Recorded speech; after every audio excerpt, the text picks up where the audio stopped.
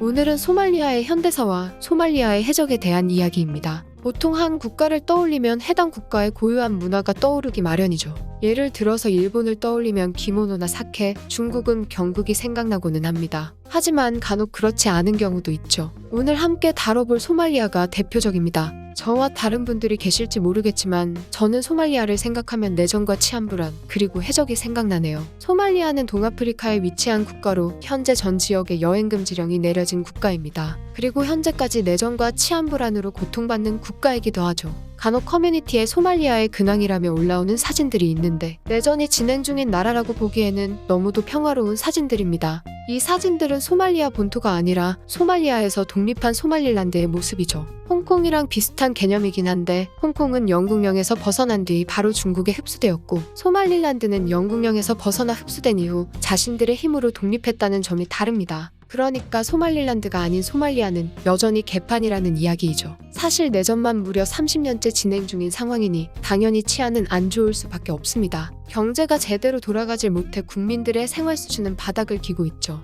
2017년에 들어서며 무정부 상태에서는 벗어났다고 하지만 여전히 공격활동과 범죄가 기승을 부리고 전쟁도 끝이 나질 않았습니다. 소말리아에서 내전 다음으로 큰 문제점이라고 한다면 역시 해적이겠죠. 보통 해적이라고 한다면 중세시대에나 활동했을 무법자 집단 정도로 여기겠지만 소말리아는 최근까지도 해적이 난무했습니다. 지금은 소말리아 해군과 연합국 해군들이 감시하면서 예전만큼 활보하진 못하고 있지만 해적은 여전히 존재하죠. 소강 상태에 접어들었다고는 해도 아직까지 해적이 활동한다는 것은 치안에 큰 문제가 있는 것입니다. 한창 해적들이 판을 칠 당시에는 청년들의 꿈이 해적이라는 일본 만화에서나 볼 것 같은 상황이 펼쳐지기도 했었죠. 지금부터는 소말리아가 어쩌다가 이렇게 된 것인지, 해적은 왜 등장한 것인지 소말리아의 현대사를 통해서 자세히 알아보도록 하겠습니다. 그럼 바로 시작해볼까요? 1949년 여전히 세계대전의 여파가 남아있는 상황에서 소말리아는 독립을 약속받으며 이탈리아의 신탁 통치를 받게 됩니다. 세계전쟁 이후에도 식민지가 유지된 것처럼 보일 수도 있겠지만 유엔의 감독하에 진행된 신탁 통치였기 때문에 성격이 많이 달랐죠. 이후 1960년 영국령 소말릴란드가 보호령으로부터 독립하자 본토와 소말릴란드는 통합되어 오늘날의 소말리아가 됩니다.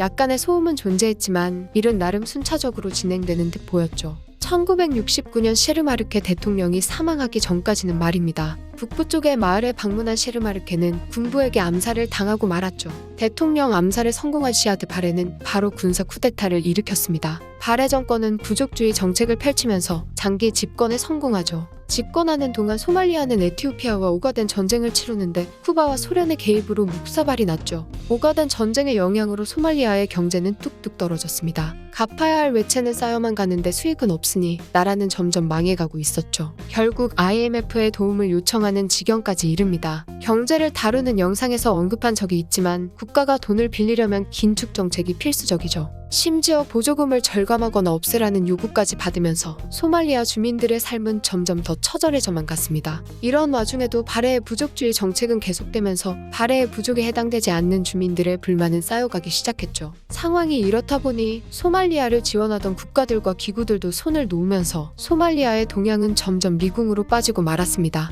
결국 바레 정권의 불만을 가진 세력들이 단합하여 통일 소말리아 회의를 세우고 1991년 새해가 밝자 혁명의 불씨를 지피죠. 소말리아의 내전은 이렇게 시작되었습니다. 내전이 시작되자 과거 영국령 소말릴란드였던 지역은 독립을 선언했고 바레는 내려오게 되었죠. 그래도 무정부 상태는 면해야 했기 때문에 마하디 모하메드가 임시 대통령에 선출되었지만 그 누구도 모하메드를 대통령으로 인정하지는 않았습니다. 바레 정권을 몰아낸 통일 소말리아 회의 역시도 혼란스럽기는 마찬가지였죠. 오직 바레 정권에 저항하는 성향 하나로만 뭉쳤던 연합이었기에 혁명을 성공한 뒤로는 순식간에 분열해 나갔습니다. 그리고 고대 중국의 전국시대를 방불케 하는 시족들과 군벌들, 그리고 소말리아의 군부가 얽혀 본격적인 전쟁이 시작된 것이죠. 폭동이 파국으로 치닫는 상황을 보다 못한 유엔이 개입했고 군벌들은 하나씩 눈치를 보면서 투항합니다. 하지만 군부의 지도자였던 아이디드는 유엔의 개입을 격렬히 반대했죠. 내전이 계속 진행되기만 한다면 아이디드가 권력을 잡게 될 상황이었으니 말입니다.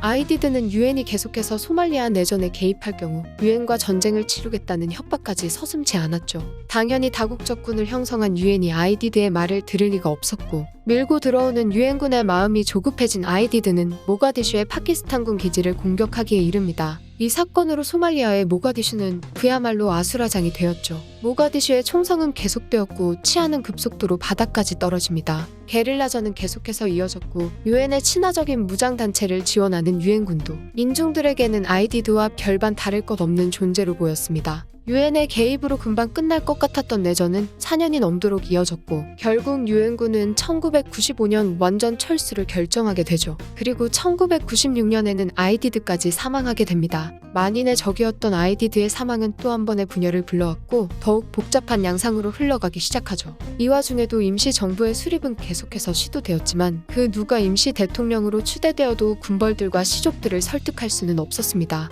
임시 대통령을 대통령으로 인정해주지도 않았고 말이죠. 내전이 몇십 년 동안 이어지면서 안 그래도 기울어진 소말리아의 경제는 완전히 무너지고 말았습니다. 인프라도 엉망이었고 사막이 많은 지형적인 특성상 농사도 힘들었습니다. 궁지에 몰린 사람은 똥이고 된장이고 가릴 상황이 아니었죠. 입에 풀칠만 할 수 있다면 뭐라도 괜찮았습니다. 그렇게 사람들은 총을 들고 바다로 나갔죠. 치안은 이미 망가진 지 오래였으니 굶다가 총을 맞나 해적질을 하다가 총을 맞나 거기서 거기라고 생각한 것입니다. 해적이라고 해서 뭐 거창한 무언가가 있을 거라고 생각하셨다면 아쉽겠지만 이들은 강도와 다를 것이 별로 없죠. 소말리아의 청년들 사이에서는 해적질이 돈이 된다고 입소문이 나기 시작했고 너도 나도 목숨을 걸고 바다로 나서게 되었죠. 마치 요즘 청년들이 스타트업에 뛰어드는 것처럼 소말리아에서는 해적 사업이 성행했습니다. 잘만 벗겨먹으면 수백만 달러까지 벌 수 있었고 가장 악명이 높은 해적은 4억 달러를 벌었다는 연구조사까지 나왔으니 사실상 규모는 사업과 별반 다를 게 없었죠. 이렇게 내전과 치안의 혼란으로 시끄러운 상황에서 소말리아의 이슬람 법정연합이 점차 세력을 키우기 시작했습니다.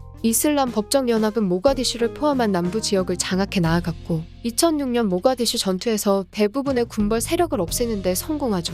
전쟁의 끝이 보이기 시작하자 미국도 이슬람 법정연합을 지원했고 소말리아는 15년 만에 제대로 된 정부를 얻게 됩니다. 하지만 교전은 끝난 것이 아니었죠. 에티오피아는 이슬람 세력이 소말리아의 정권을 장악한 부분에 대해 불쾌함을 느꼈고 무너진 군벌 세력들을 지원하기 시작합니다. 2006년 막바지에는 아예 에티오피아가 군대를 이끌고 소말리아를 침공하기에 이르죠. 에티오피아가 움직이자 아프리카 연합들은 하나둘씩 들고 일어나서 이슬람 치하의 소말리아를 공격합니다. 결국 1년 만에 소말리아는 다시 무정부 상태로 돌아가고 말았죠. 1년 동안의 제자리 걸음은 다시 해적들이 판치는 상황을 만들었습니다. 주민들에게는 지옥도 이런 지옥이 없었죠. 이때 새롭게 등장한 집단은 알샤바브를 비롯한 이슬람 극단주의 성격의 단체들이었습니다. 이들이 세력을 키우며 지역을 장악해 나가자 소말리아의 상태는 더욱 막장으로 치달았죠. 특히 알샤바브가 대부분의 지역을 장악하며 새롭게 권력을 잡았는데 이들의 성격은 무장 공격단체와 별반 다를 것이 없었습니다. 지역을 장악할 수 있었던 이유도 무차별적인 공격 활동 덕분이었죠. 알샤바브의 행보는 해적들보다 악질적이었고 급기야 군사 자금이 필요하다고 케냐의 관광객까지 납치했습니다. 참다 못한 케냐는 알샤바브 소탕 작전을 펼쳐 이들의 본거지까지 박살을 내놓았죠.